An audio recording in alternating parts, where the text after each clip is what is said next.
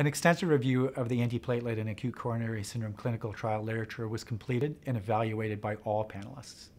As part of the process, the medical departments from each of our funding partners were invited to share relevant clinical evidence during a series of WebEx teleconferences. Only members of the steering committee engaged each medical department. Primary panelists observed the WebEx interactions, but never publicly revealed their identity. This scientific exchange allowed for all parties to articulate their perspective on the body of clinical evidence.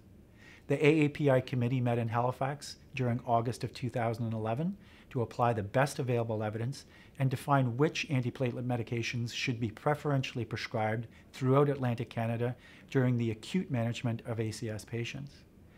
Panelists voted on all proposed AAPI recommendations, and an accepted evaluation tool called GRADE, which stands for Grading of Recommendations Assessment, Development, and Evaluation, was used to define the strength of each recommendation.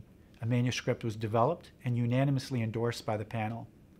A secondary panel consisting of key Atlantic and national opinion leaders was engaged to review the AAPI manuscript.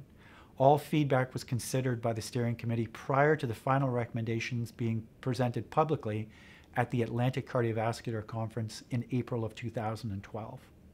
With the entry of the newer antiplatelet agents into the market, provincial governments have started to provide reimbursement status. As such, we have evolved our effort to focus on the dissemination and adoption of the AAPI recommendations throughout Atlantic Canada. Relevant AAPI information and tools can be reviewed by typing Atlantic Cardiovascular Society into your web browser.